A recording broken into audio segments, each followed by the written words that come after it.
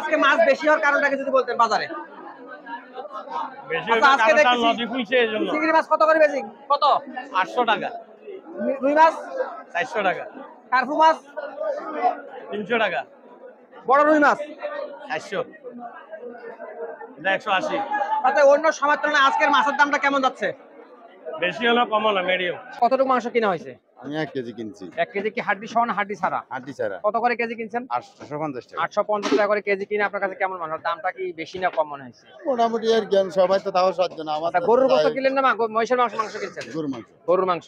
তাতে মাংস কিনে খুশি? ইনশাআল্লাহ। অনেকে তো বলে ওজনে কম দেয়, হাড্ডি বেশি কম বেশি দিলে দেয়। ও যদি আমার 100 গ্রাম কম দেয় এটা তো আমার কপাল যাবে না।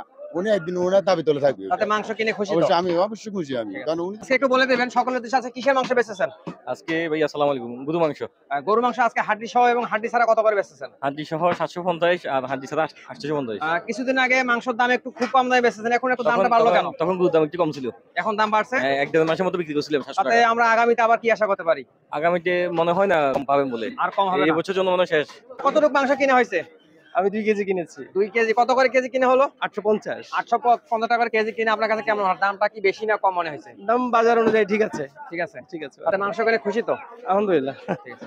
তাহসিন পোল্ট্রিতে আমরা কথা বলবো। ভাই আজকে কি কি মুরগি আছে এবং মুরগির দামটা বলে দিবেন। মুরগি ব্রয়লার আছে আর লেয়ার আছে। লেয়ার কত করে? লেয়ার আর বলা ব্রয়লার 165। তাতে অন্য সময় তুলনায় তো মাছের দামটা কমছে। আগামীতে আমরা কি আশা করতে পারি? দাম কি বাড়বে না কমবে? আগামীতে এরকম তো কমলে 5 টাকা কমবো,